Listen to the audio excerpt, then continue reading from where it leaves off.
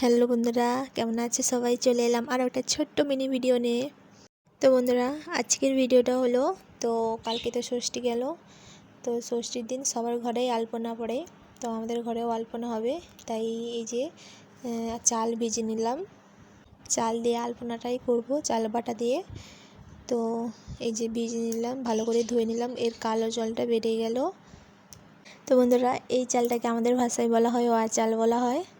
তোমরা কে কী বলো সবাই কমেন্ট করে জানাবে। তো ভালো করে ধুয়ে নিয়েছি, এবার জল দিয়ে রেখে দিব।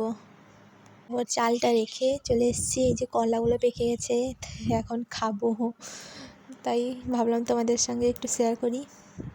তারপর ওখানটায় যে মা খাচ্ছে আর আমি। তো চালটা বাটার জন্য চলে এলাম, আমি অনেকক্ষণ হয়ে গেছে রেখেছিলাম। তো আমি শিলনোড়ায় বাটবো, আর তোমরা যে কোনো মিক্সিতেও বাটাবাটি করতে পারো। তো চালটা দেখতে পাচ্ছ বন্ধুরা কেমন সাদা, তো বাটলে আরও সাদা হবে। আর এই যে দেখতে পাচ্ছ এই জায়গাগুলোতেই আলপনা দিব আমি। তো বন্ধুরা, আমার ভিডিওগুলো যদি ভালো লাগে তাহলে লাইক, শেয়ার, কমেন্ট আর ফলো করে দিও সবাই। ও আলপনা দেওয়ার আগে ভালো করে ঝাড় দিয়ে দিলাম, নাহলে ধুলোবালি থাকলে একটু অসুবিধা হয় আলপনা করতে। আর বন্ধুরা, কেউ যদি ইউটিউব থেকে দেখে থাকো তাহলে প্লিজ সাবস্ক্রাইব করে দিবে।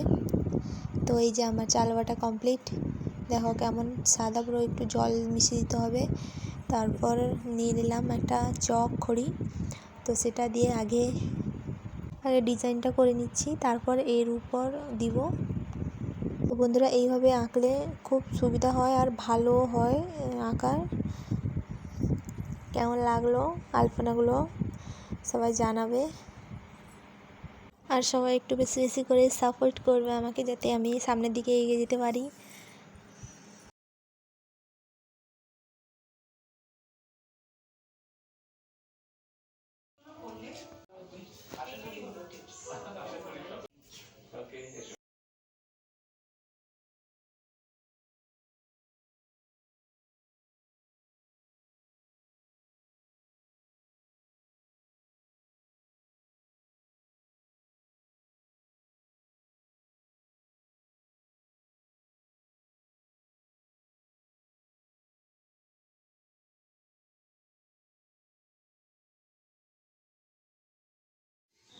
এক্ষুনি বানানো কমপ্লিট হলো এটা। তো এটা একটু শুকনো হয়ে গেছে, এই ফুটেছে, কত সুন্দর সাদা হয়ে ফুটেছে। আর এখন এটা ভেজা ভেজা আছে, তো এটাও শুকনো হয়ে গেলে এরকমই পুরো ফুটে যাবে, সাদা হয়ে যাবে।